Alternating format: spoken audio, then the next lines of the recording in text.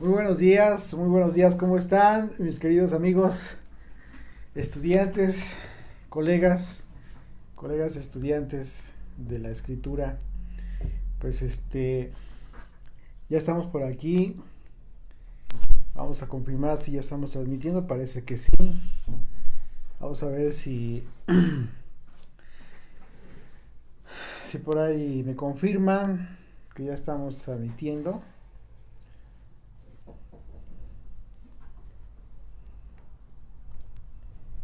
Ok, ¿cómo estás, Vicky? Bien, ya veo que se están conectando. Muy buenos días, Vicky. Gusto saludarte. Jessica, Yasmín, Paola, González, ¿qué tal? ¿Cómo están? Daniel, pues mucho gusto en saludarles por este medio. Nos da mucho gusto que nos acompañen. Ana Lucía, ¿qué tal? ¿Cómo están? Angie, hola, buenos días, amiga. Daniel, Leticia, Leti Sotero, ¿qué tal? ¿Cómo están? Hansi, Paola. Pues bueno, nos da mucho gusto que nos acompañen en esta mañana, en este día de reposo, en donde, bueno, vamos a estudiar, vamos a analizar el capítulo, continuamos en el capítulo 1 de Génesis, pero ahora vamos a analizar de los versículos 6 al 19. Así es de que, pues bueno, ustedes recordarán que hemos estado analizando el tema de Génesis en relación a la creación, cómo es que el Señor creó todas las cosas. ¿Qué tal, Osvaldo? Bienvenido, buenos días, amigo. Así es un deleite escuchar, así es, Vicky, es un deleite escuchar la palabra del Señor, siempre, siempre es un deleite. Hola, Berta, ¿cómo estás? Berta Hurtado, buenos días. Shabbat Shalom, amiga. Pues bueno, qué bueno que nos acompañan. Querida Flor, ¿cómo estás? Bienvenida también. Esperemos que estén a gusto ahí en familia, quizás con un cafecito o un té.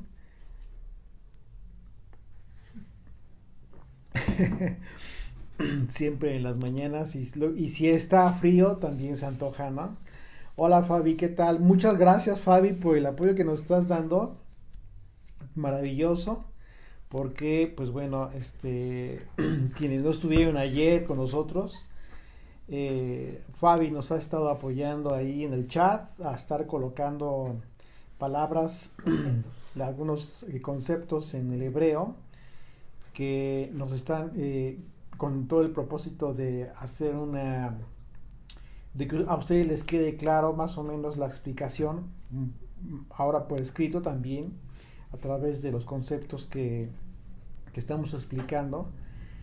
Y pues es una labor también muy importante. Muchas gracias, querida Fabi. Así es. Bienvenida, Ruth Martínez. Pues bueno, ¿qué les parece si iniciamos este estudio? Pero antes vamos a consagrar este tiempo al Señor para que nos bendiga, que su Espíritu esté con nosotros. No solamente con nosotros, sino con todo, perdón, con todo el mundo, con todas las ovejas dispersas en las naciones del mundo, es decir, en la congregación, en el cuerpo a donde los ángeles, a las águilas, se reúnen, exactamente. Y es así, es de esa manera en como nosotros nos congregamos en Él, somos un solo cuerpo y la conexión es espiritual, por supuesto que sí. Además de los medios electrónicos con los que contamos hoy en día, la conexión más importante de la congregación de Israel pues es espiritual. Así que vamos a hacer una oración, por favor. Bendito eterno Dios, te damos gracias, Señor, porque nos das la vida, la salud, Padre eterno, la mente, mi Dios, para poder estar aquí delante de ti, queriendo aprender, Señor, tu palabra. Gracias porque tu palabra son aguas vivas, Señor, que alimentan nuestra alma, nuestro espíritu, Padre eterno. Te alabamos, Señor, porque vienes, tocas nuestros ojos y abres nuestro entendimiento, nuestra capacidad, Padre, para entender tu palabra y que se haga viva en nuestras vidas, mi Dios. Abre nuestros ojos para ver las maravillas de tu ley, Señor, este día. Gracias, Padre, porque tu espíritu revolotea en todo el mundo, Señor, en toda la faz de la tierra, Padre, para que tus hijos despierten. Señor, sabes que tenemos familias, mi Dios, tenemos amigos, Señor, que, Padre eterno, no quieren entender tu palabra, aún, mi Dios, no quieren acercarse delante de ti. También te pido por esas personas, Señor, por nuestras familias, Padre, para que tú soples aliento de vida, Señor, a esos espíritus y vivan, Señor. Que ya no estén más como muertos vivientes, mi Dios, sino que tengan vida, Padre eterno, en ti. Gracias porque hasta estos momentos tú nos has dado vida, nos has fortalecido ante esta situación que vivimos, Señor, del virus, y porque tú nos has cuidado, nos has guardado, Señor. Gracias porque eres bendito, Señor, por siempre. Que tu nombre sea glorificado, Señor, en toda circunstancia que vivamos, Padre eterno. Ese es nuestro objetivo en nuestra vida, que tu nombre sea glorificado, levantado, Señor, en el nombre y por los méritos de Yeshua. Amén. Amén. Amén. Así es.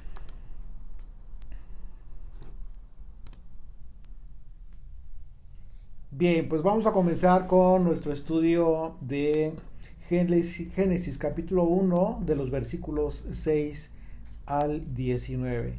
Este estudio lo titulamos La creación de las semillas y las señales. Y la razón es porque estos versículos abarcan tanto el tema de la creación de las semillas como tal, y también las señales, es decir, el sol y la luna, las lumbreras en la expansión. Así es de que, pues es un tema muy interesante. Igualmente, como siempre, les invitamos para que tomen sus notas, quizás un cuaderno, pluma. Si ustedes son de los que gustan de subrayar su Biblia también, quizás alguna nota, pues bueno, este es el momento para acercarse a los medios.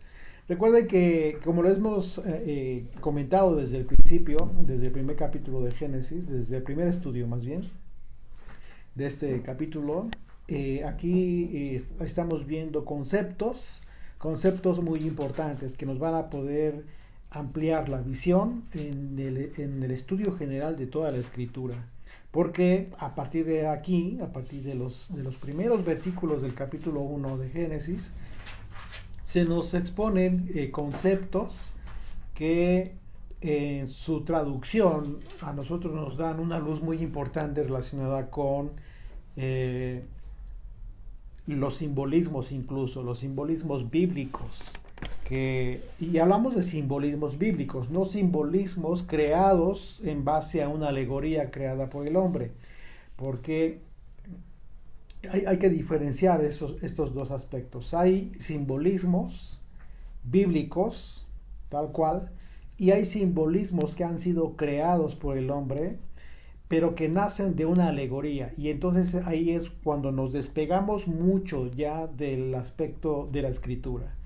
Y ahí corremos el riesgo de repente ya de divagar demasiado en todo el tema de la alegoría. Sí es importante, como lo hemos comentado, es importante la alegoría bíblica, pero la alegoría bíblica tiene que tener su base en la propia escritura, en los propios textos bíblicos. Pero cuando nosotros tomamos simbolismos ya de una alegoría, hay que tener mucho cuidado en eso, porque podríamos despegarnos mucho de la realidad. Y de repente ya hablar de fábulas, ¿no? Como lo comentó Pablo, ¿verdad? Así es de que, pues bueno, bienvenidos a los que se están conectando. ¿Cómo estás, Manolo Martínez? Qué gusto que nos acompañes, amigo. Melanie, Astrid, también bienvenidos. Pues bien, les decía, si me acompañan en su Biblia, entonces ahí a Génesis capítulo 1, vamos a comenzar ahora desde el versículo 6. Dice luego dijo Dios, haya expansión en medio de las aguas y separe las aguas de las aguas. Aquí hubo un tema súper importante. Podemos imaginar cómo estaba la tierra. E hizo Dios la expansión y separó las aguas que estaban debajo de la expansión de las aguas que estaban sobre la expansión. Y fue así. Aquí es importante la palabra expansión. Esta palabra expansión en el hebreo es la palabra rakia. ¿Qué significa rakia? Se traduce como un paño o como una tela. ¿Ok? Una tela o un paño. Y su función en este caso fue separar las aguas de arriba de las aguas de abajo. Dice, haya un paño de separación entre las aguas de arriba y de abajo. Podríamos entenderlo así, este texto. Así de que la escritura, por otro lado, pues no especifica en qué cielo es la morada de Dios. Ustedes han escuchado, han leído que la escritura en diversos pasajes habla acerca de la morada de Dios, la habitación de Dios. Solo dice la morada de Dios, pero no hace una especificación al respecto acerca de, porque también por otro lado hemos escuchado hablar de cielos en plural. Y esta reflexión la hacemos porque algunos pasajes de la escritura también habla también de este concepto de cielos. Aquí Fabi nos está ahí en el chat de Facebook, nos está comentando, nos está haciendo el favor de poner el concepto para que ustedes tomen nota, por favor, de la palabra expansión. Y así es de que, por otro lado, la Biblia no habla expresamente de la existencia de tres cielos, como lo expresó o lo quiso decir Pablo en su momento, ¿sí? Porque el apóstol Pablo, en su segunda carta a los Corintios, menciona el tercer cielo, en donde se puede deducir, obviamente, la existencia de un primero y un segundo cielo, si lo queremos pensar de una forma lógica. Dice capítulo 12, de la segunda carta del apóstol Pablo a los Corintios. Capítulo 12, a partir del verso 1. Dice, sí, segunda de Corintios 12, verso 1. Ciertamente no me conviene gloriarme, pero vendré a las visiones y a las revelaciones del Señor. Conozco a un hombre en el Mesías que hace 14 años, y dice entre paréntesis, si en el cuerpo no lo sé, si fuera del cuerpo no lo sé, Dios lo sabe, fue arrebatado hasta el tercer cielo. Pablo está hablando de él mismo. Está hablando de él mismo, solamente que no es consciente si fue físicamente en su cuerpo o en el espíritu. Que aquí lo más probable, de acuerdo a cómo redacta el Apocalipsis el apóstol Juan, lo más seguro es que fue en el espíritu. Igual los profetas hablaban en ese sentido, de que eran trasladados en el espíritu. Y habla dice que fue arrebatado hasta el tercer cielo, y conozco a tal hombre. Si en el cuerpo o fuera del cuerpo no lo sé, Dios lo sabe, que fue arrebatado al paraíso. Y aquí estamos hablando del Edén, estamos hablando de aquel lugar de donde fueron expulsados Adán y Eva, donde oyó palabras inefables que no le es dado al hombre expresar. Así es de que imagínense esta experiencia del apóstol Pablo. Y la razón de no haber hablado más del tema es por esto mismo que él dijo. Dice, donde oyó palabras inefables que no le es dado al hombre expresar. Es en ese sentido que se dice que el primer cielo, entonces, ¿cuál podría ser? Podría ser la atmósfera que rodea nuestro planeta. El segundo cielo, el espacio físico más allá de la atmósfera. Y el tercer cielo podremos estar hablando que es la morada de Dios, de acuerdo a lo que el apóstol Pablo dijo al haber sido arrebatado hasta el tercer cielo. Pero, por otro lado, también se le prohibió divulgar lo que allí vio y oyó. Y eso es muy importante porque recordemos que algo similar se le dijo al profeta Daniel. Se le dijo? Sella estas palabras porque no son para tu tiempo. Y entonces probablemente el apóstol Pablo quizás recibió una instrucción en este sentido similar. Y el apóstol Juan, como les comentaba, tuvo una experiencia similar en la que se basa la mayor parte de la revelación de Jesucristo. Estamos hablando del Apocalipsis. Apocalipsis 4, ahí a partir del verso 1. Dice, después de esto miré y aquí una puerta abierta en el cielo, y la primera voz que oí, como de trompeta, hablando conmigo, dijo, sube acá. ¿Ok? Está hablando de ascender. Y yo te mostraré las cosas que sucederán después de estas. Así es que el primer cielo podría ser una referencia al espacio en donde se encuentra la posibilidad de que la tierra reciba las lluvias y en consecuencia la bendición del alimento, ¿sí? Esto es la atmósfera. Vamos acá a Deuteronomio capítulo 11, por favor.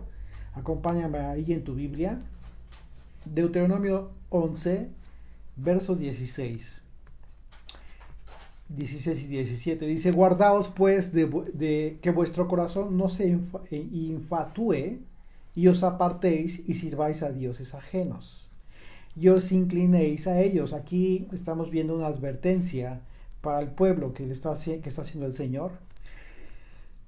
Dice, verso 17, y se encienda el furor del Señor sobre vosotros y cierre los cielos. Aquí está advirtiendo de una maldición en caso de que se vayan hacia la idolatría el pueblo. Y cierre los cielos y no haya lluvia ni la tierra de su fruto. Y perezcáis pronto de la buena tierra que os da el Señor. Ahí mismo en Deuteronomio, ahora vamos al capítulo 28, por favor. Más adelante, Deuteronomio 28.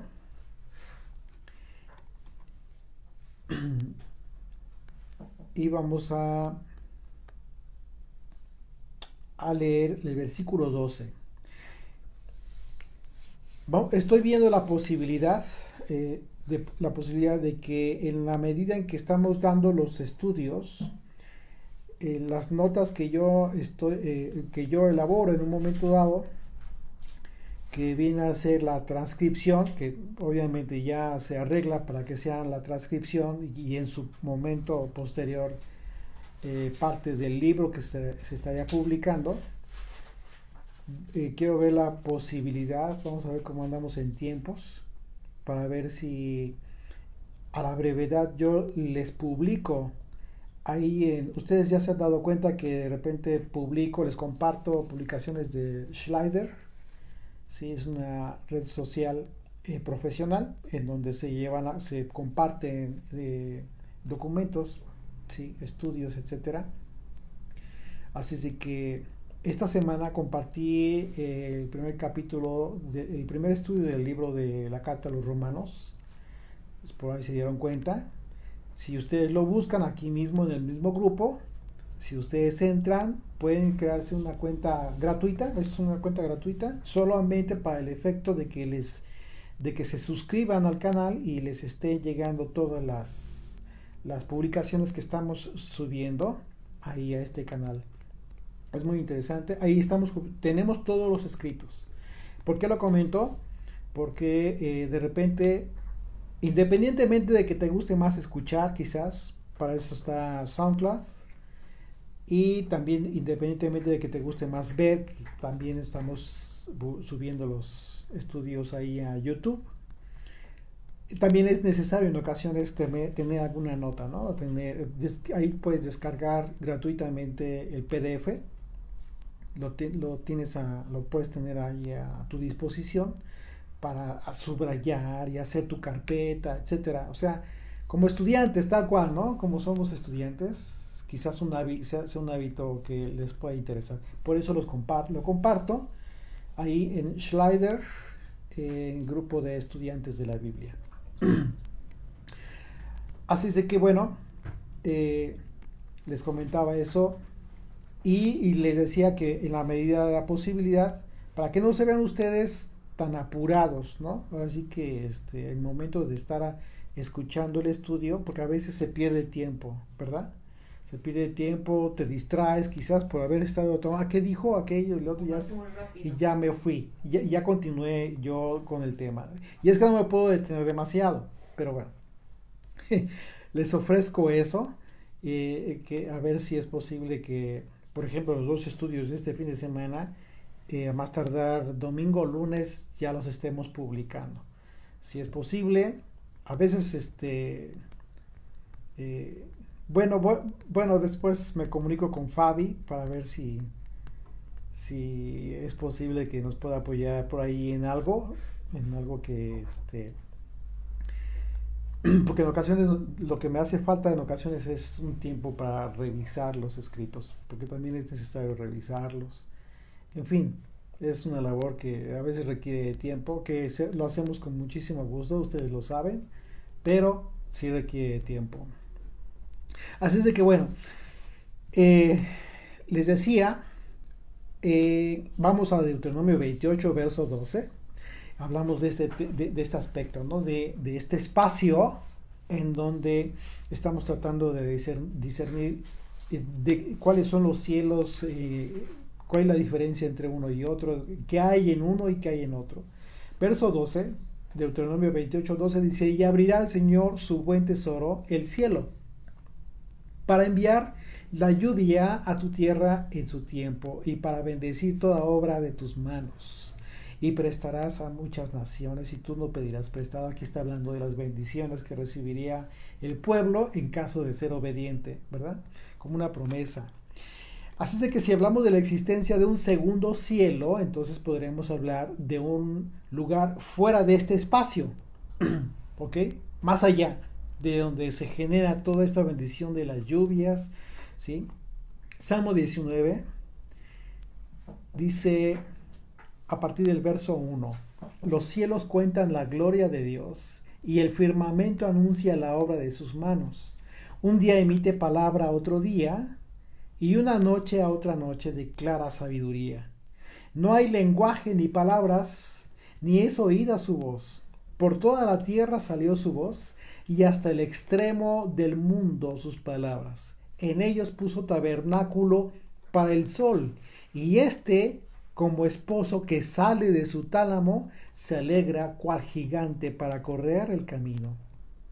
De un extremo de los cielos es su salida y su curso hasta el término de ellos, y nada hay que se esconda de su calor. Está hablando de la señal del sol, de la luminaria, de la forma en cómo es que el Señor lleva a cabo este espacio. Estamos hablando de más allá, de un espacio más allá de donde se generan las lluvias, ¿verdad?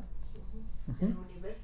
Exactamente, el universo. Así, entonces hablar del tercer cielo a que se refirió el apóstol Pablo podría ser justo el lugar donde habita el Padre Celestial. ¿Sí? Tal cual lo refieren diversos pasajes de la Escritura. Vamos a Primera de Reyes, capítulo 8. Primera de Reyes, capítulo 8, a partir del verso 30. Dice, oye pues la oración de tu siervo y de tu pueblo Israel, cuando oren en este lugar. Aquí está hablando Salomón, en aquel momento cuando dedicó el templo de Jerusalén, ya preparado para iniciar el servicio, pero antes hizo esta oración Salomón, poniéndose de rodillas, mirando al cielo, dijo esto: oye pues la oración de tu siervo y de tu pueblo Israel. Cuando oren en este lugar, también tú lo oirás en el lugar de tu morada, en los cielos, escucha y perdona, en el lugar de tu morada. Ahora, Salmo 33, vamos al Salmo 33, verso 13. Vamos a ver otra referencia de este lugar de la morada del Señor. Dice, Salmo 33, verso 13. Desde los cielos miró el Señor, vio a todos los hijos de los hombres. Desde el lugar de su morada miró sobre todos los moradores de la tierra. Él formó el corazón de todos ellos. Atento está a todas sus obras. Es decir, hay infinidad, hay muchísimos pasajes, hay muchos pasajes que hablan de este lugar, de la morada de Dios, desde donde el Señor escucha, ve, contempla a la tierra, a los moradores de la tierra. Así es que, como vemos, la separación que hubo entre las aguas de arriba y las aguas de abajo, pues estableció una separación entre las cosas que ocurren en los cielos, hablando tanto del espacio físico, ¿sí?, de los aspectos físicos, tal cuales, como espirituales. Aquí viene un aspecto importante a considerar. No solamente se trata de que veamos la creación de las cosas como un propósito material, nada más. No, vamos más allá. ¿Por qué? Porque recordemos que todo esto es una enseñanza didáctica que en el espíritu posteriormente tendríamos nosotros que discernir acerca de cómo se dieron las cosas. Por ejemplo, recuerden cuando analizamos el aspecto que dice la escritura, cuando dice, y la tierra estaba desordenada y vacía. Pero por otro lado dice, en el principio creó Dios los cielos y la tierra. Y en otros pasajes dice, nos confirma la escritura, que Dios todo lo hizo perfecto en su tiempo. Entonces, aquí es importante que entendamos los aspectos espirituales también que conllevan toda esta creación física, ¿sí?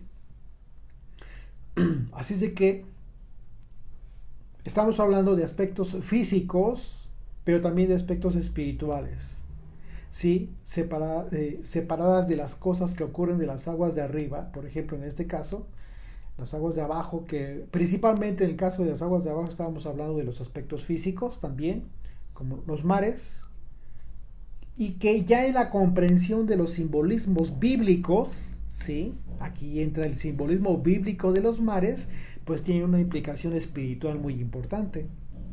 ¿Por qué? ¿Qué representan bíblicamente hablando? ¿Cuál es el simbolismo bíblico de los mares? Las naciones. Las naciones, exactamente. Las muchedumbres de gentes. Y en ese sentido estamos confirmando que todas las cosas creadas, además de su propósito en el mundo físico y natural, también cumplen un propósito espiritual que debemos aprender a entender y a discernir en su momento, porque en ello consiste también conocer a Dios. Aquí entra lo más maravilloso de la escritura. Cuando tú estás aprendiendo a discernir y a comprender todo el aspecto físico en el que tú vives, pero a discernirlo en el espíritu también, de esa manera el conocimiento de Dios que tú vas teniendo es más tangible, es más digerible para que lo vivas, para que sea parte de tu vida. Y tu vida comienza a tener ese sentido de la lógica. Así es de que hablar de las aguas de arriba, pues una probabilidad es que se trate de las aguas que fueron dispuestas como una bóveda en su momento, que hacía un efecto de invernadero. ¿Se acuerdan que lo hemos comentado? Un efecto invernadero en toda la tierra antes de que ocurriera el diluvio, precisamente. Y se piensa que esa es una de las razones por las cuales el hombre vivía tantos años en aquel entonces, porque el efecto invernadero preservaba la vida y hacía que fuera perdurable. Continuamos ahí en Génesis 1, verso 8. Dice, y llamó Dios a la expansión cielos. Y fue la tarde y la mañana el día segundo. Dijo también Dios, júntense las aguas que están abajo de los cielos en un lugar. Y descúbrase lo seco. Y fue así. Bueno, esto tiene que ver con los continentes y los mares que se formaron, ¿sí?, y que los circundan. Aquí ese es el momento en que la tierra,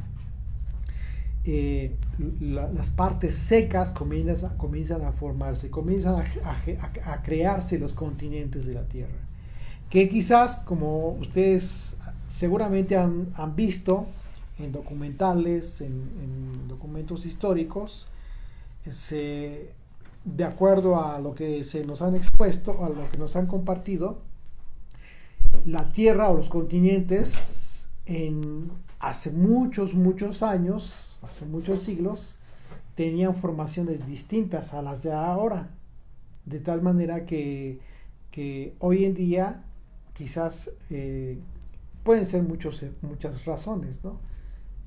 Se ve diferente, ¿no? Los continentes, como fueron descubiertos desde el principio. Así es de que podremos darnos una idea de que quizás en el momento en que esto ocurrió, pues fue muy diferente a lo que ahora existe.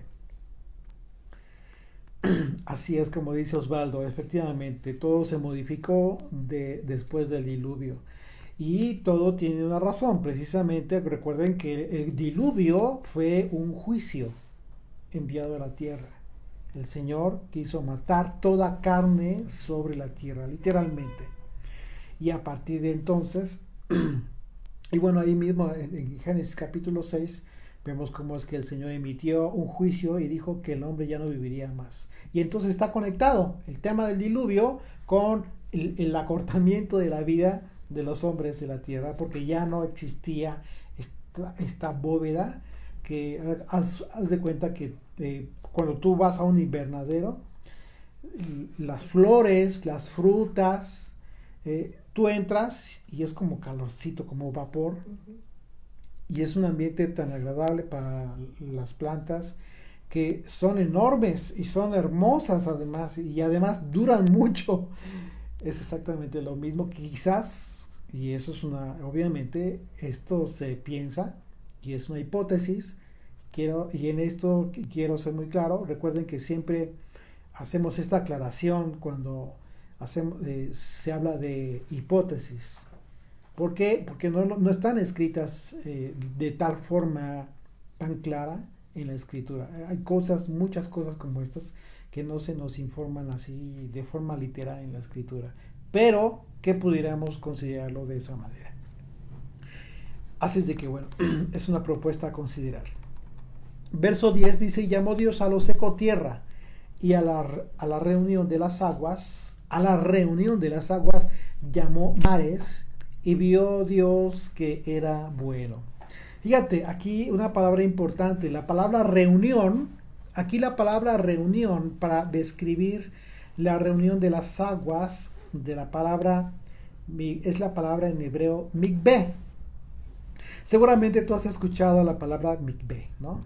Esta es la palabra hebrea con la que se describe a una pileta, una pequeña pileta, alberca, ¿sí?, especial, en donde el pueblo judío practica el ritual de purificación llamado tevilá, lo que se conoce como el bautizo.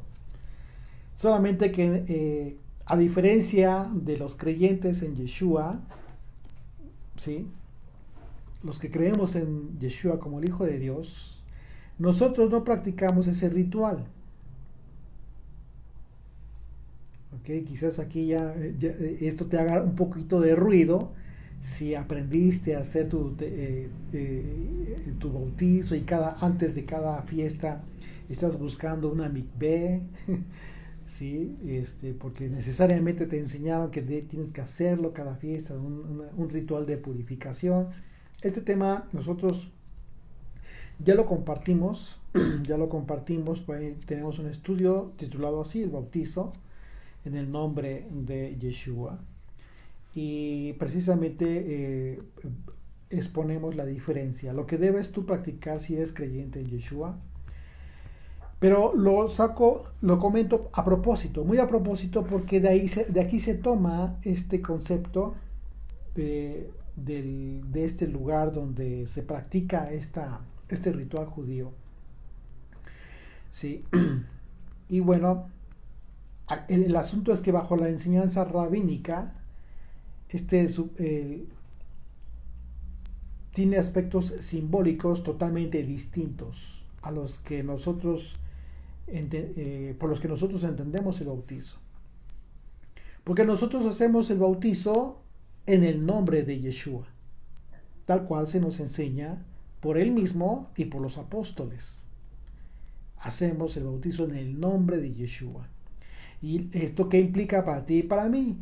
pues esto implica el simbolismo, un simbolismo súper fundamental, importante para tu fe, relacionado con la muerte y resurrección de Jesucristo.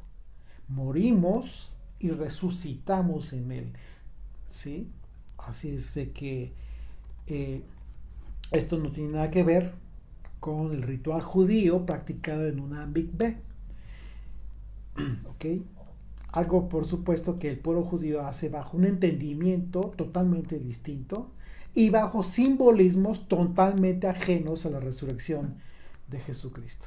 O sea, si quizás te enseñaron un aspecto alegórico del bautizo, acerca de Naamán, el general de la lepra, y todo este tipo de cosas que son totalmente ajenas al punto central de lo que implica el simbolismo del bautizo bíblico, simbolismo del bautizo bíblico conforme a la doctrina de Jesucristo, que es la enseñanza de los apóstoles.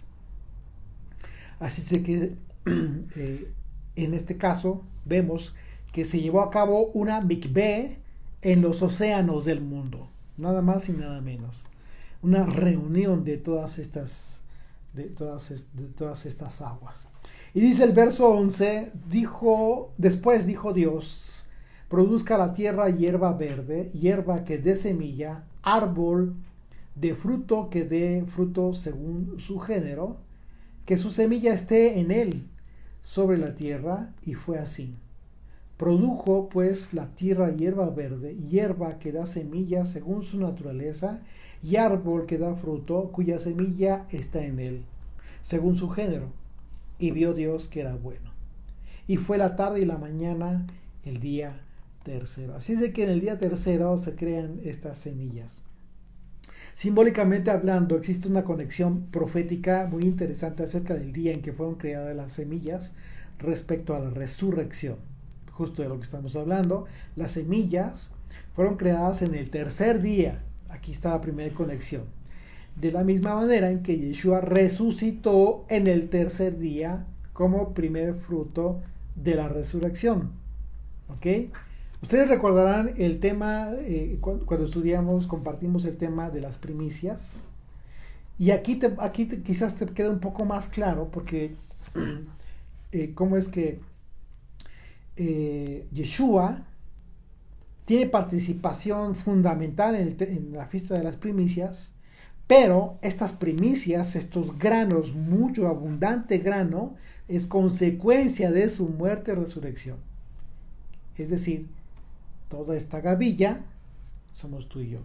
Y es justo lo que ofrece el sacerdote, sumo sacerdote en el tabernáculo celestial, el que mece la ofrenda de la gavilla hoy en día, que somos tú y yo. Nos presenta como aceptos por causa de su sacrificio. Así es de que vamos a Juan capítulo 12 para recordar este tema que se relaciona de forma directa, por supuesto. Juan capítulo 12, verso 20, a partir del verso 20.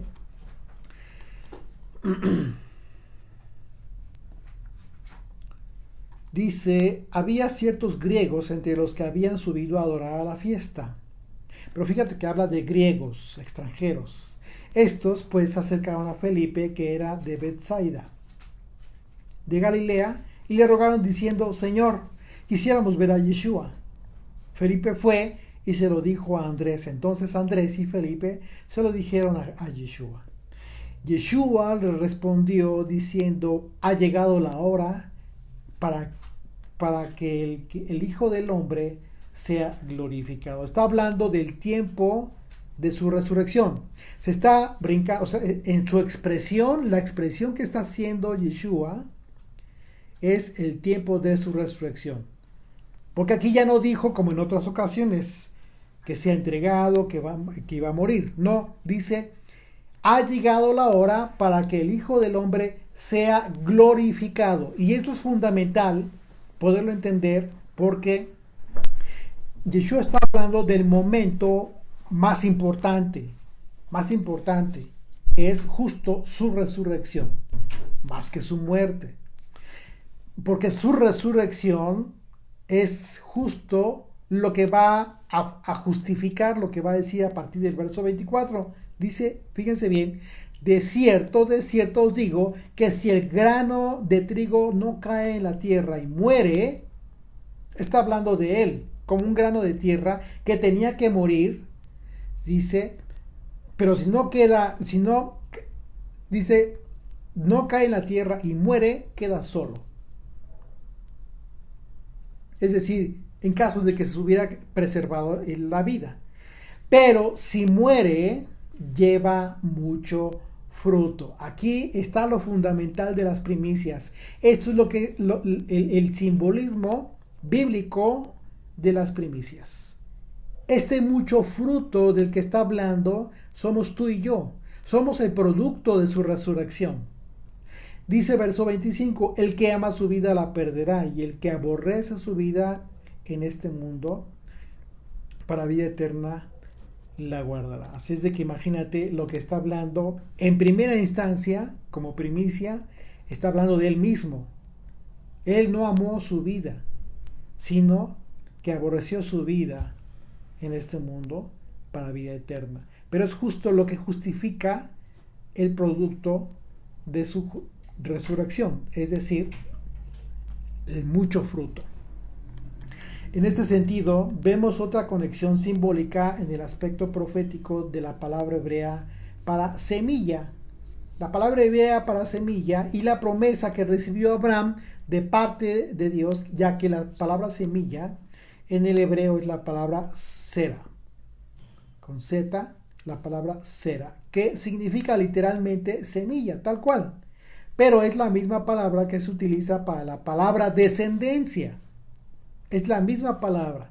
De manera que de acuerdo al contexto de la promesa dada a Abraham de parte de Dios, semilla también significa descendencia. Incluso también significa semen.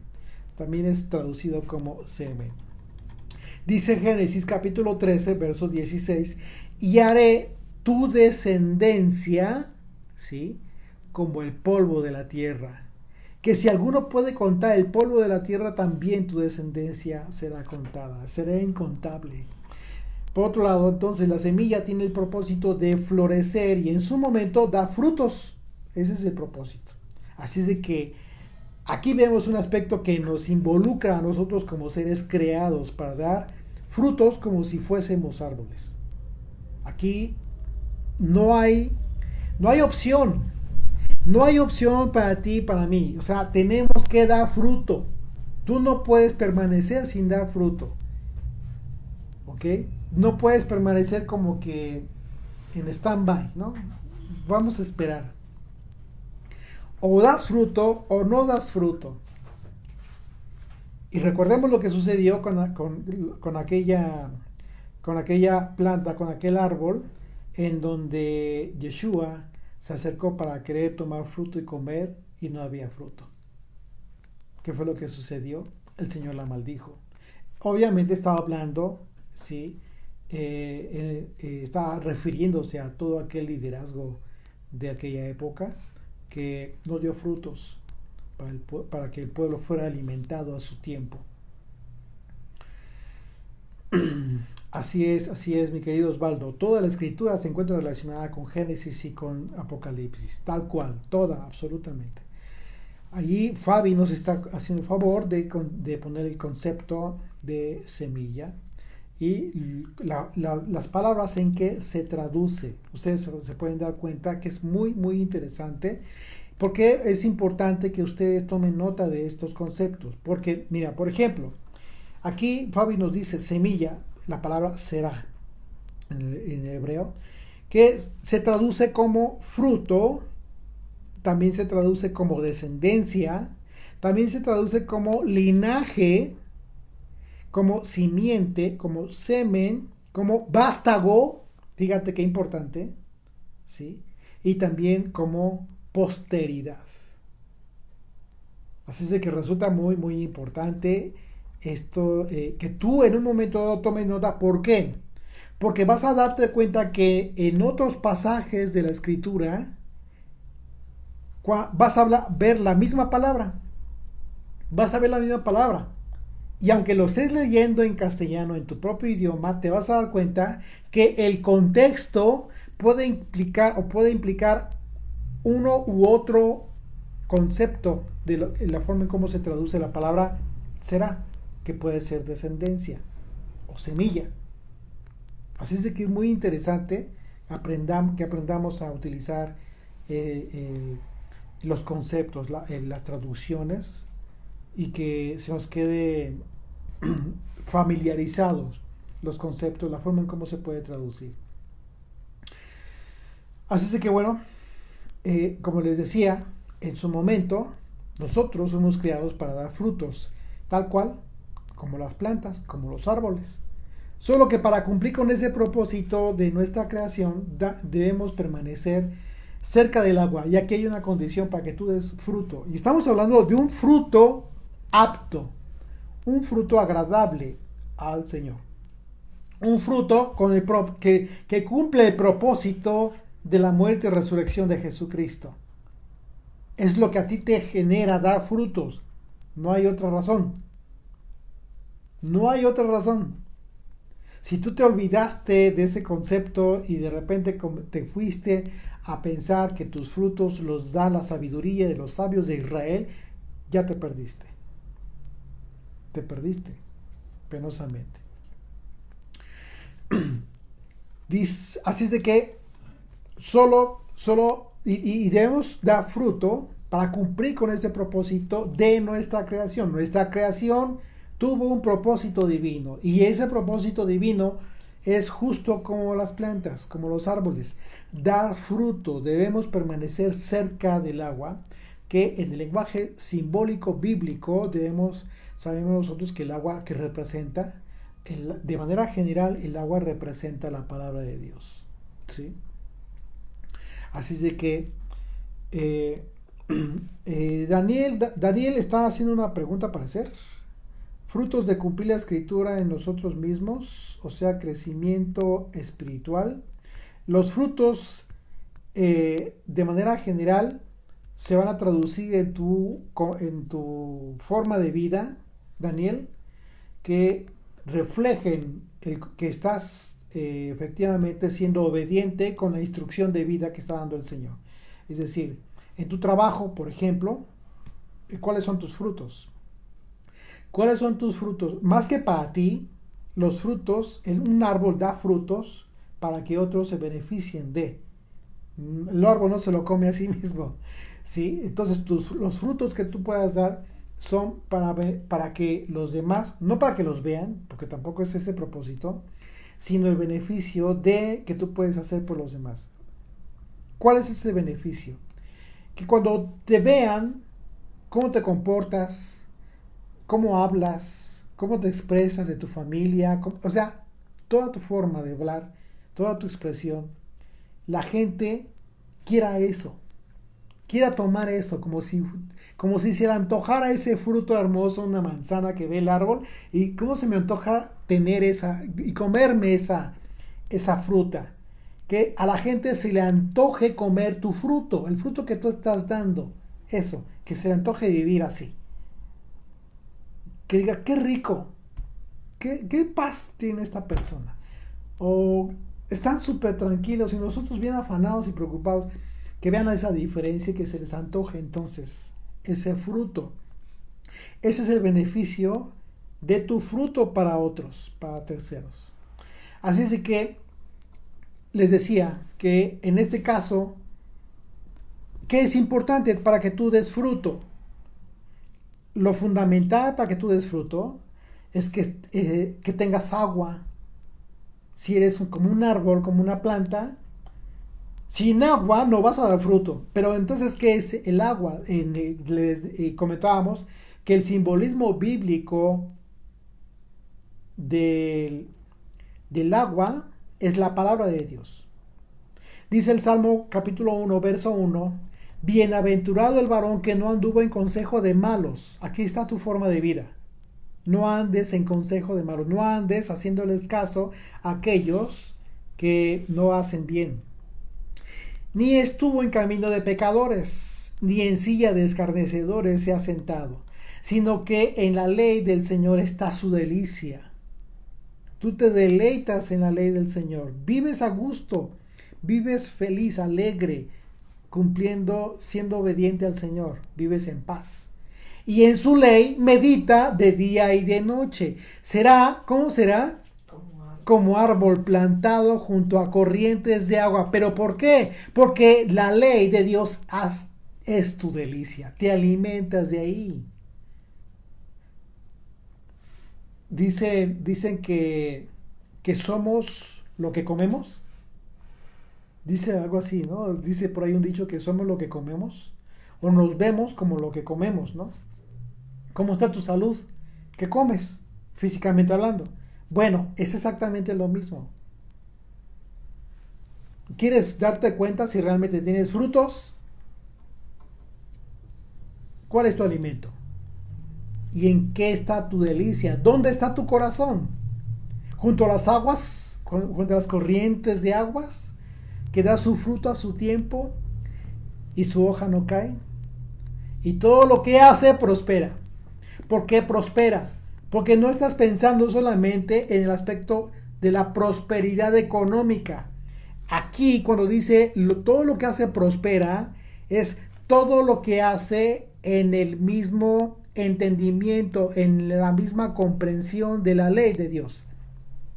Si tu delicia está en la ley del Señor, y el Señor te dice que no seas avaricioso, que no codices las riquezas de este mundo, la prosperidad de la que te está hablando el salmista no tiene que ver entonces con las riquezas de este mundo. Está hablando de que el momento que tú compartas tu pan con el pobre, en eso te va a prosperar el Señor. Te va a dar más para que compartas tu pan con el pobre, porque en eso te deleitas en la ley del Señor.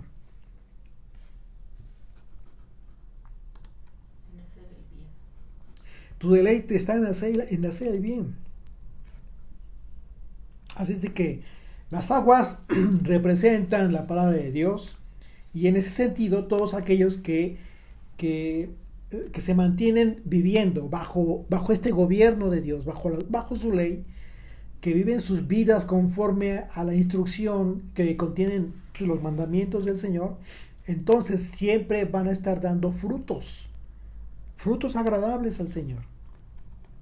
Y en las Escrituras vemos muchos acontecimientos en donde se nos habla de estos 3 días. Son infinidad de pasajes en la Biblia en donde el Señor habla de 3 días, ¿sí? Y uno de ellos es muy característico en las profecías acerca de la restauración que Dios prometió para su pueblo, hablando de la semilla. Esta restauración que tendría el pueblo después de que por causa de su pecado fuera repudiado por el Señor, como se repudia a la esposa infiel. Y estamos hablando de la profecía de Oseas, en donde el Señor promete que en el tercer día restauraría a su pueblo. Acompáñenme por favor ahí a Oseas como referencia. Vamos a ver Oseas capítulo 6 a partir del verso 1.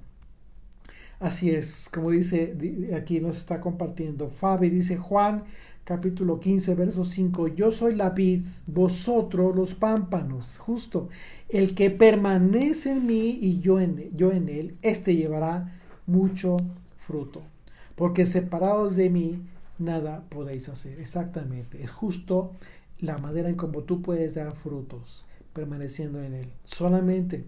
¿Y cómo vas a permanecer en él? Cumpliendo la ley del Padre. Justo.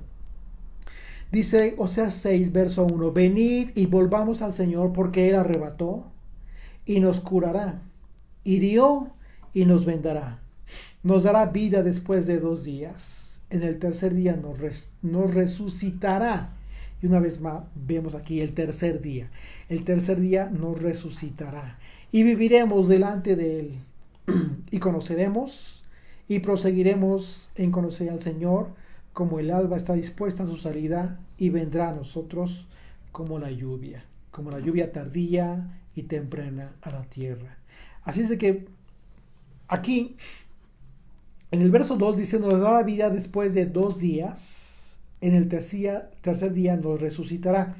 En el estudio pasado, por ahí preguntaban acerca de que si los días, como se describen en los primeros capítulos, de Génesis, en este primer capítulo, acerca de los días, y fue la tarde y la mañana el primer día, y fue el segundo día, así, si fueron literales. El punto aquí es muy importante a considerar porque el profeta, recuerden que los profetas, hablando del profeta Oseas, no estaba expresando palabra de él en su concepto propio, sus conceptos propios. Está hablando de los conceptos de Dios. Aquí dice literalmente, nos dará vida después de 2 días. Y después habla del tercer día. Aquí tenemos una evidencia escritural en la que estos días de la creación es muy probable que no hayan sido de forma literal, sino que en la cronología de Dios, en el tiempo de Dios, se habla de mucho tiempo, en el cual fueron creadas todas estas cosas. ¿Cuánto? No lo sabemos. Pedro habló de 1000 años, ¿no? De 1000 años un día para el Señor. Pero es una expresión de él que quizás por el Espíritu de Dios fue expresado de esa manera. Pero de forma general, tampoco pecar como de muy exactos, lo que sí es muy claro es que estos días que se describen en el capítulo 1 de Génesis es una referencia a la cronología de Dios, a mucho tiempo. ¿Por qué lo expreso también de esta manera? Porque independientemente de que son 7 días de la semana y que sí son literales para nosotros, también en la creación de estos, y cuando se habla de estos 7 días, se habla de 7 milenios. ¿Sí? Del tiempo del reinado de Dios. Estamos hablando entonces de que estamos todavía el reinado del Mesías. Estamos hablando del tiempo en el que quizás estamos ya muy próximos a la venida del Señor. ¿Okay? El día de reposo, el día en que el Señor reinará. El tiempo, el año, pero estamos hablando de muchos años. Solo como referencia hacia el estudio que tuvimos la semana pasada. Ok, bien, dice... decía aquí entonces así, esta bendición, como el alba está dispuesta a su salida y vendrá a nosotros como la lluvia tardía y temprana a la tierra. Así es que bueno, es por esto que la venida del Señor, la venida de Yeshua, cumple entonces la conexión profética relacionada con el tiempo de la restauración del pueblo de Dios. Hablando por supuesto del cumplimiento de la profecía de Oseas, en que aquellos que se encontraban en la dispersión, habiendo perdido su identidad como aquellos griegos que buscaban a Yeshua, estaríamos en posibilidad de recuperarla, porque estos griegos nos representan a todos, que estamos buscándole al Señor. ¿Sí? Estaremos en posibilidad de recuperarla, de esta identidad, de la misma manera en que aquellos griegos, aquellos extranjeros que buscaban a Yeshua y que sabían que el Mesías había sido enviado para cumplir el propósito, este propósito maravilloso en todos nosotros. Dice Juan capítulo 12, verso 20, había ciertos griegos los que habían subido a adorar. Así que este pasaje es fundamental para poder entender también este tema de la razón por la que Yeshua tuvo que haber sido glorificado. Para ello tuvo que haber sido sacrificado. Así que estos griegos pues eran ovejas perdidas de las 12 tribus de Israel. ¿Ok?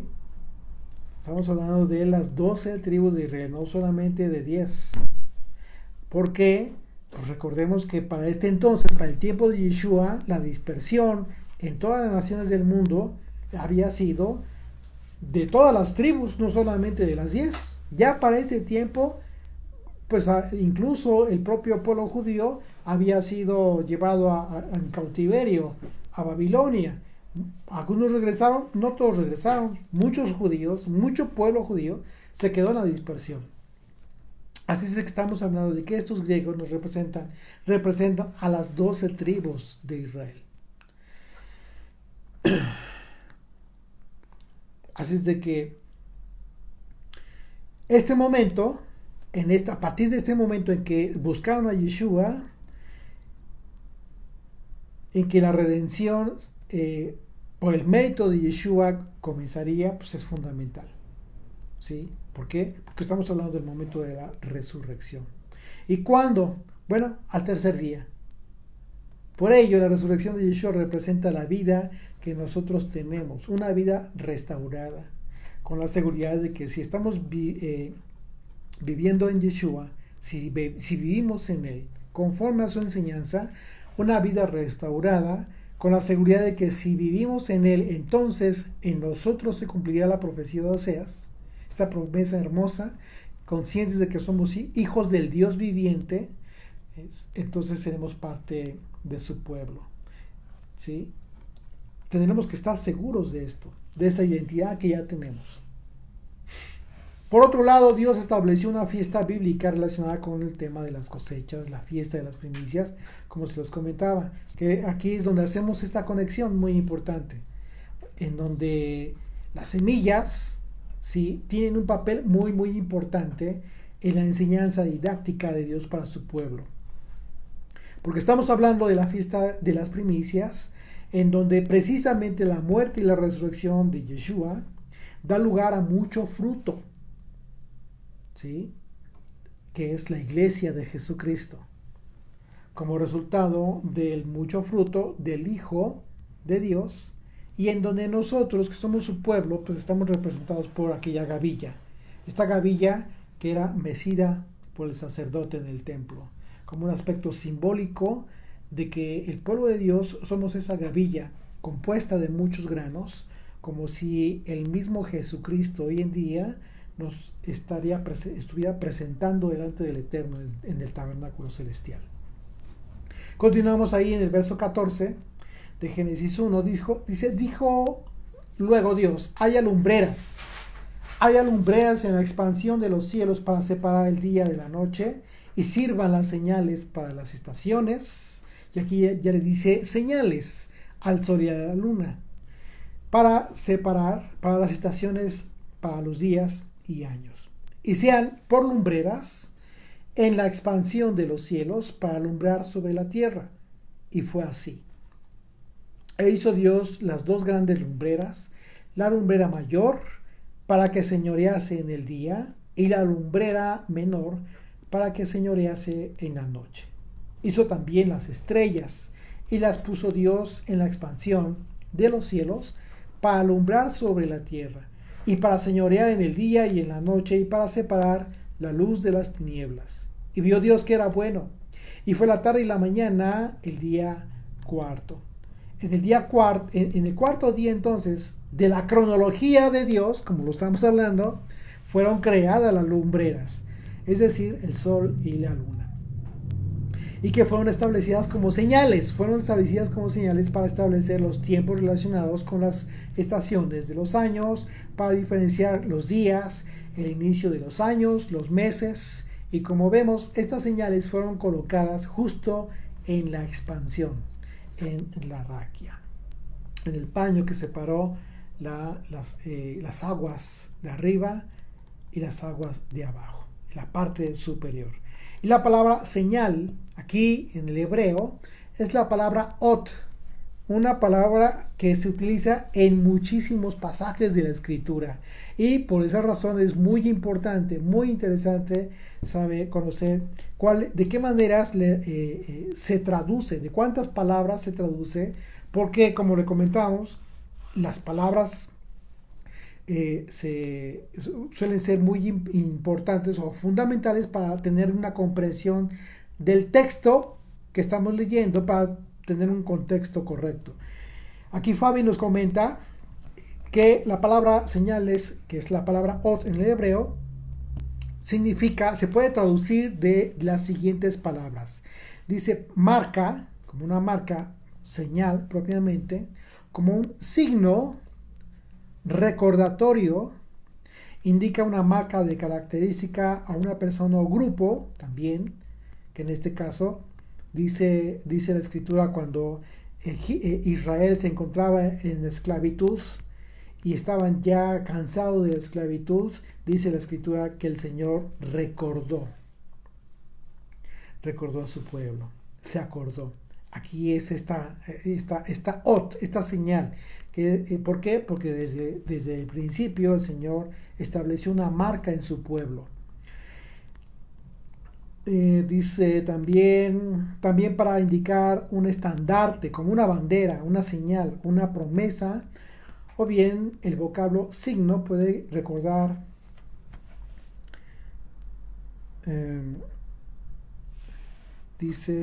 puede recordar un compromiso también, así, una promesa, una verdad que tiene un cumplimiento futuro, una señal milagrosa o una señal de advertencia. Excelente, por supuesto que sí. Muchas gracias, Fabi.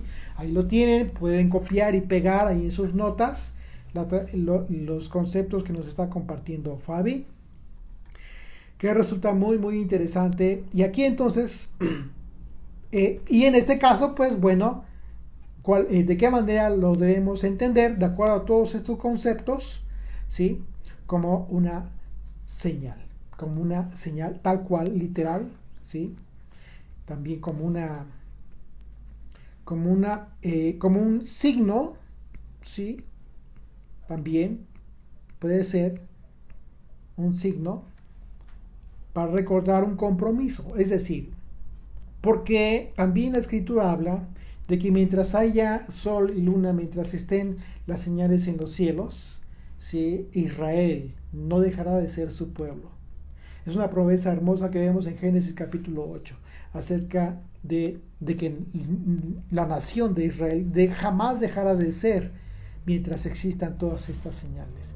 Por eso es un signo. Podríamos entenderlo aquí también, la palabra ot, esta señal, como un signo, es decir, como un compromiso que Dios tiene, que Dios hizo por Él mismo, juró por Él mismo, por su pueblo. Como cuando ponemos en el teléfono una en la agenda, ¿no? Una cita. Ajá, ahí marcamos, pues. Exactamente, así es. Y en otro sentido, la palabra señal también se utiliza como una bandera, como lo comentábamos aquí, ¿sí? Que es el caso de Israel. En el caso de Israel también es una referencia a una señal puesta para indicar algo específico, como lo fue el caso de la señal que puso Rahab, una señal en Jericó. Ustedes recuerdan, una señal que salvaría la vida de su familia, el cordón de grana. Solo por comentar un pasaje, pero les repito, hay muchos pasajes en donde tenemos esta referencia. Acompáñenme a Josué capítulo 2, por favor. Vamos a leer a partir del verso 12.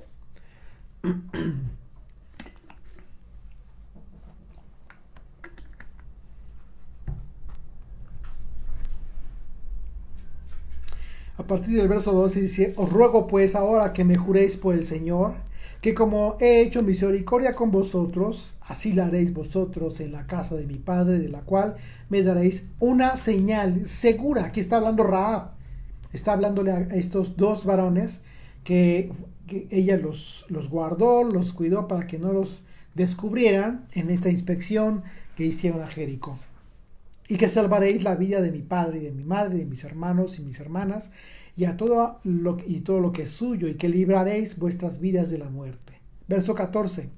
Ellos le respondieron: nuestra vida responderá por la vuestra, si no denunciaréis este asunto nuestro. Y cuando el Señor nos haya dado la tierra, nosotros haremos contigo misericordia y verdad. Entonces ella les hizo descender con una cuerda por la ventana, porque su casa estaba en el muro de la ciudad, y ella vivía en el muro. Y les dijo: marchaos al monte, para que los que fueron tras vosotros no os encuentren, y estad escondidos allí 3 días. Una vez más, la expresión 3 días, hasta que los que os hayan vuelto. Y después os iréis por vuestro camino. Y ellos les dijeron: vosotros quedaremos libres de este juramento con que nos has juramentado. He aquí, cuando nosotros entremos en la tierra, tú atarás este cordón de grana. Aquí está la señal. Atarás este cordón de grana a la ventana por la cual nos descolgaste. Reunirás en tu casa a tu padre y a tu madre y a tus hermanos y toda la familia de tu padre. Así es de que este cordón de grana sería la señal. La señal que salvó la familia de Rahab fue una señal de vida. El cordón de grana como el color de la sangre que da vida, la sangre de Yeshua. Y en otro sentido, también muy importante, la palabra señal implica un compromiso que en el lenguaje bíblico, tratándose de señales establecidas por Dios, lo vemos como los pactos del Señor. Aquí esto es fundamental porque pues cuántos pactos no hizo el Señor con los patriarcas, ¿no? Muy importante. ¿Se dan cuenta qué importante son las notas que nos está compartiendo Fabi? Porque aquí estamos viendo cómo es que tiene implicación diferentes pasajes de la escritura y los podemos entender en un contexto distinto, a pesar de que es la misma palabra, la palabra hebrea ot, señal. Génesis capítulo 9, verso 12, dice, y dijo Dios, esta es la señal del pacto que yo establezco entre mí y vosotros. Es como si dijera, esta es el compromiso, el signo que marca un compromiso entre mí y vosotros. Y todo ser viviente que está con vosotros por siglos perpetuos. Mi arco he puesto en las nubes. Aquí está la señal. Aquí está la señal. El signo. Mi arco he puesto en las nubes, el cual será por señal del pacto entre mí y la tierra. Y sucederá que cuando haga venir nubes sobre la tierra, se dejará ver entonces mi arco en las nubes. Y me acordaré del pacto mío que hay entre mí y vosotros y todo ser viviente de toda carne, y no habrá más diluvio de aguas para destruir toda carne. Estará el arco en las nubes y lo veré. Y me acordaré, aquí está otra vez, y me acordaré del pacto perpetuo entre Dios y todo ser viviente, toda carne que hay sobre la tierra. Dijo pues Dios a Noé, esta es la señal del pacto que he establecido entre mí y toda carne que está sobre la tierra. Así es que el vocablo significa un signo que recuerda un compromiso. Este es el significado de Génesis capítulo 9, verso 12. Los pactos de Dios también fueron establecidos entonces como señales. ¿Ok? Esta misma palabra, ot, la señal, es utilizada en diversos pasajes para describir señales milagrosas, señales de advertencia, así como la señal del Hijo del Hombre que veremos cuando regrese nuestro Señor. Como un pacto establecido ya y que se cumplirá como la señal de señales. La señal de señales que estamos esperando todos. Las fiestas del Eterno cumplen el propósito de ser establecidas por medio de las cuales será cumplir el plan de redención. Son señales establecidas, son citas, son compromisos y a través del cual se dibuja el plan de redención para el pueblo de Dios. Y estas señales que son descritas en el capítulo 23 del libro de Levítico inician nada menos que con el día de reposo, el Shabbat, la señal establecida entre Dios y su pueblo. El Shabbat fue establecido desde la creación y como fue el día en el que Dios descansó de su creación, por supuesto que esa es la cita como señal entre Dios y su pueblo. Por eso es fundamental entenderlo. Dice Éxodo capítulo 31, verso 16. Guardarán pues el día de reposo los hijos de Israel, celebrándolo por sus generaciones, por pacto perpetuo. Señal es para siempre entre mí y los hijos de Israel. ¿Tú quieres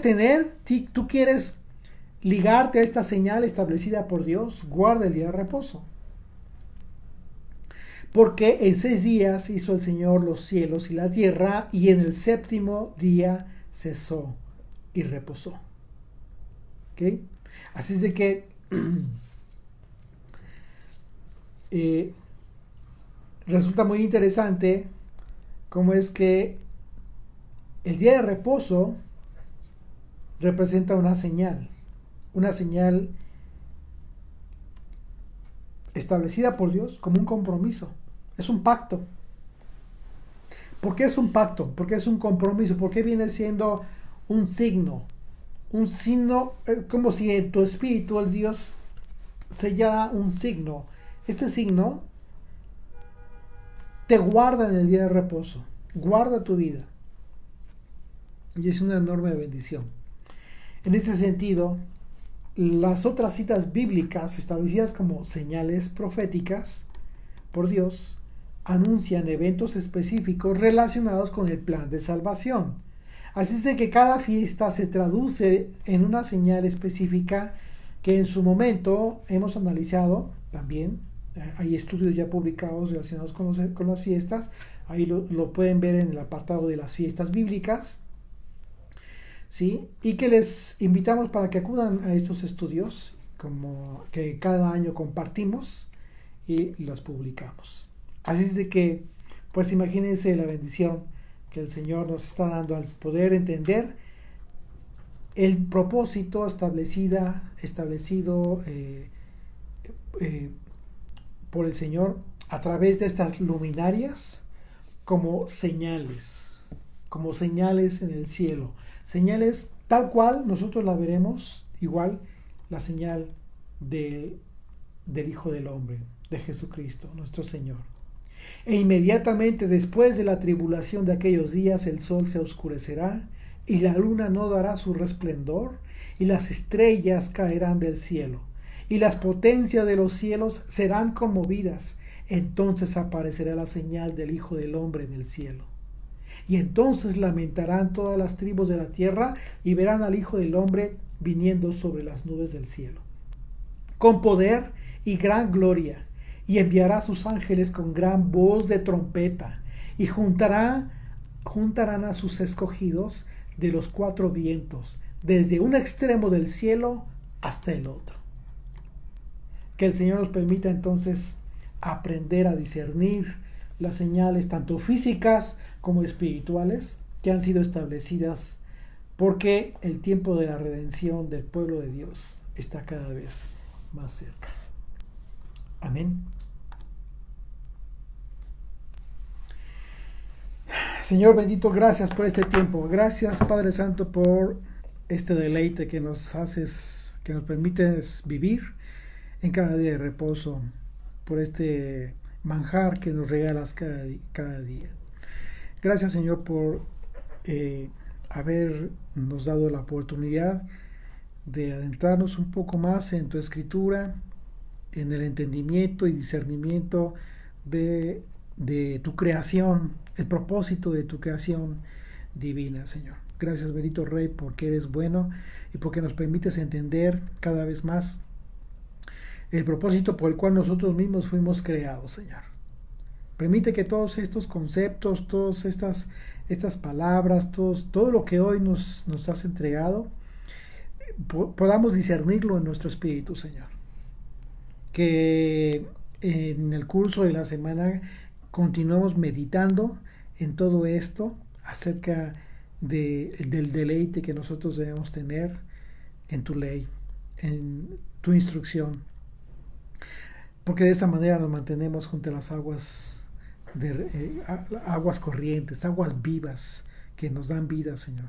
Y de esta manera nosotros tengamos la oportunidad de dar buenos frutos, frutos aceptables delante de ti, frutos que se antojen para comer, que de esa manera se traduzca literalmente la escritura cuando tú dijiste, Padre Santo, dijiste, coman mi carne, que otros coman de este fruto, Señor. Bendito Rey, gracias por todo lo que nos das. En tu nombre oramos. Amén. Amén. Pues bueno, mis queridos amigos, muchas gracias por este tiempo. Ha sido un deleite y un placer, por supuesto, es un enorme honor para nosotros, un placer que nos hayan acompañado en ese tiempo. Les invitamos para que más tarde, si ya tenemos la oportunidad, pues bueno, eh, puedan ustedes acudir ahí a YouTube, donde vamos a publicar el estudio. También en SoundCloud van a estar publicados los dos audios. Así es de que, pues bueno, les mandamos un abrazo. Muchísimas gracias a todos. Fabi, gracias, enormes gracias por el apoyo. Ya ves que qué importante la labor con la que nos estás apoyando. Muchas gracias. Y a ver si me comunico más tardecito con un mensajito contigo, Fabi. A ver si platicamos. Y bueno, y próximamente estamos ya a punto de publicar, si el Señor lo permite, el próximo libro de este ministerio, el comentario verso por verso de la carta del apóstol Pablo a los romanos. Así es de que, pues bueno, yo espero que también sea de su agrado. Espero que en la medida de las posibilidades que el Señor nos permita, tengamos ya la oportunidad de tener listo el material para publicarlo. Y si es posible, pues bueno, ya saben ustedes, lo pueden adquirir a través de los medios publicados. Así es que en su momento, ya que tengamos la oportunidad, se los haremos saber, como siempre lo hacemos. Haremos la publicación, la presentación del libro en su momento, y les avisaremos con tiempo. Mientras, pues que sigan teniendo un día de reposo maravilloso ahí, en compañía de toda la familia. Cuídense mucho, les amamos, que el Señor les bendiga. Shalom. Shabbat shalom. Shabbat shalom, amigos.